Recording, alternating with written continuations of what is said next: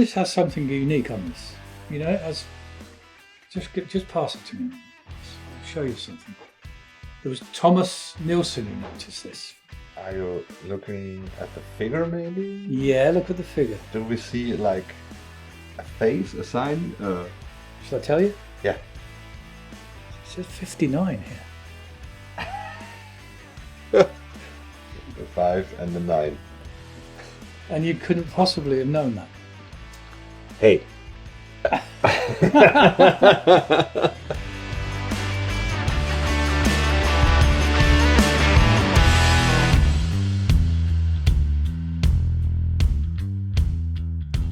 I flew to Germany to do a tour with Paul Reed-Smith. Paul was already in Germany, and I arrived, I think, the next day, but I was really sick. And then he called up Nick to say, we have to go to an airport to pick me up. And Nick came. But then he said, you have to see a doctor. And I said, I'm just coming from England. You know. So he recommended me to his doctor, who was busy. And he said, I have Bernie Marsden here. And he was a Whitesnake fan. He saw me that afternoon, gave me some antibiotics. And literally by the next day, 24 hours, I was feeling much better. So the first time we really met, I was pretty sick. And Nick took good care of me. And he's been taking good care of me ever since. Nick and I met again in Guitar Point. Guitar Point in Maintal, the first time I went, was the coolest guitar shop, definitely in Europe. Yeah. Maybe in the world. And we played together. You got me on stage playing the blues. Play some blues. I don't think they had a Hoover guitar in the shop. I played a Strat. You had a Stratocaster. Yeah, I got a Stratocaster. I had a 59 Les Paul. You had, of course, a 59 Les Paul. Yeah.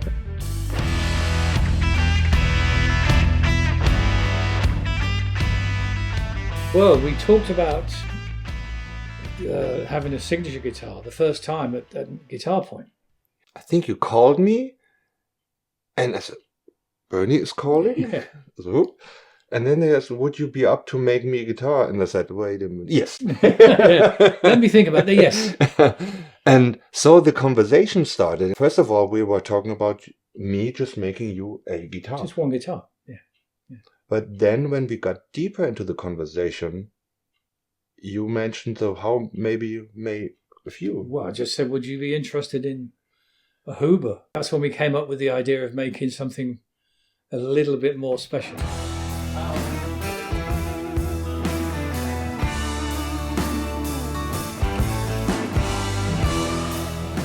So I said, well, what could suit Bernie? And then we made an Orca. You looked into that. Then we talked about the heel, which that is a signature thing. Then obviously your 3-knob layout. Yeah. And it had to be classic, obviously a classic shape like we know you about. And so we evolved into that. And what I was very interested in is really dig into the wood stock. And I had this beautiful flame mahogany, which was a bit dense to make a guitar in the original thickness. And you said you would be very open to hollow body because nowadays it's nicer to carry less heavy guitars. Yeah.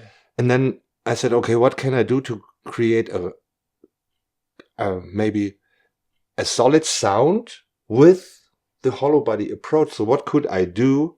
And I remember this picture of a surfboard made from solid paulownia, and they had chambered it with a honeycomb route. So I think maybe this could work to make it resonant, but have maybe a little bit solid body approach. Yeah. When we started to work on it, and Jarle helped me machining it with a tiny, very long router bit to make all these. So we had the machine running for ages to it, but it turned out nice, and we even countercarved the top the same pattern.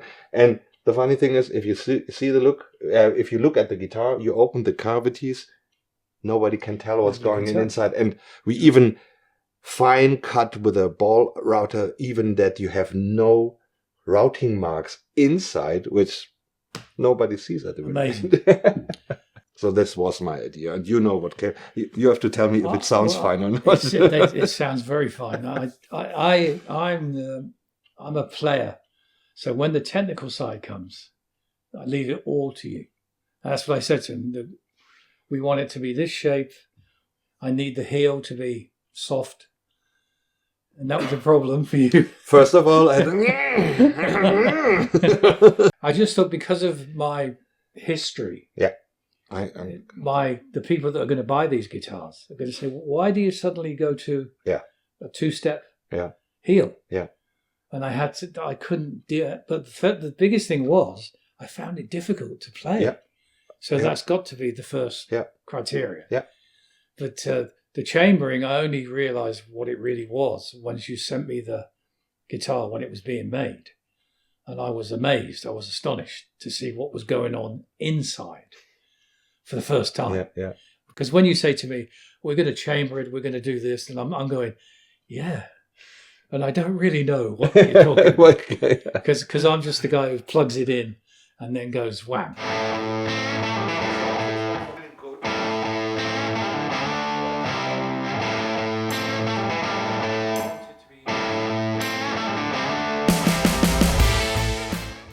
The mahogany I got from a log sitting in Africa. So long story short, this was my gamble back in the days to buy this log because I prepaid. I had no idea what's inside. It was very promising by the bark and by the cutoffs. So I invested like a small car amount into that log. When it got cut in Germany in the sawmill, I was like heart shaking next to the sawmill. I said, what's inside? And then all of a sudden, this is my lottery. Yeah. So I call it Lotto Baum. Yeah. Lotto tree. So because it's so nice. So that was the wood. That was the first guitars we made from this wood. Wow. And of course, this kind of guitar, I have a stash of some beautiful tops. I'd always, if I get a shipment, on the side for something special. And the top on your guitars, tops are for your guitars were from this stash, and that's all Eastern maple and all the stuff we put on the side. Yeah, the inlays were, I know we talked back and forth with the inlays, and maybe I pushed you a little bit into the inlays. I think so, because, and it's good because I'm a traditional. Everything to me is, oh, well, what's wrong with those? You know, yeah.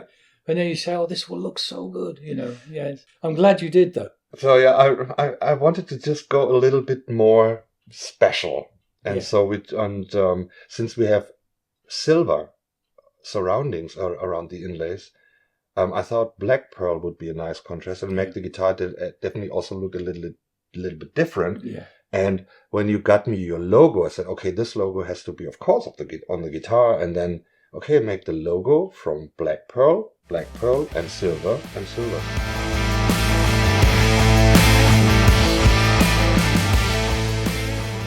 Of course. Yeah, the three. But this is better. This is perfect for under here when I'm playing. Why this three? It comes from an Explorer? Yeah, I used an Explorer with Whitesnake in the 80s. And I always thought there's no need for another tone because I either use one or the other.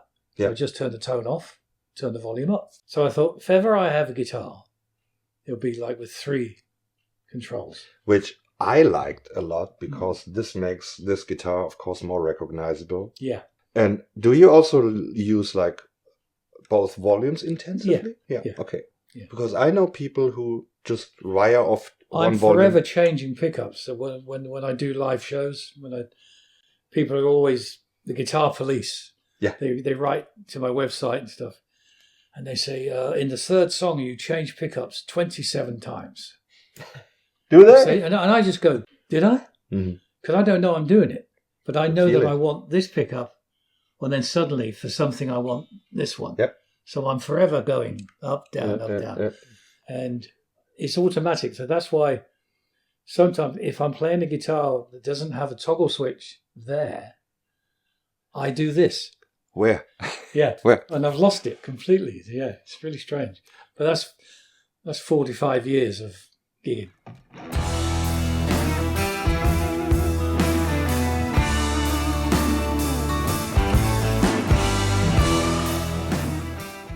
I've played this one a lot. Yeah, because I got this one middle of last year. People were going, what's this guitar? We don't know what it is. And you took it to a show? Yeah. And all of a sudden, All the questions the come in. internet was like on fire, like Yeah. Bernie Marsden had. What is this What guitar? is this guitar? And then somebody goes, "It's a Nick Huber." And then somebody knows what they're saying. So you have no idea, and all of a sudden, the Facebook lets you know what's going on. And they tell me what it is. And it was beautiful because all the answers in the internet were Positive. answered by other people. Yeah. And it was very positive. Yeah.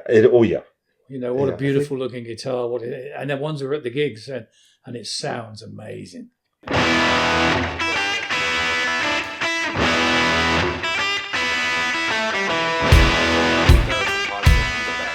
So the future, I think, we'll carry on working together, and we'll make something less silver, less African mahogany, but still correct Huber guitar. I mean, I'm honored about the friendship, about our connection, and it would be a pleasure. I couldn't be happier. It's a signature guitar that I'm 100% proud of.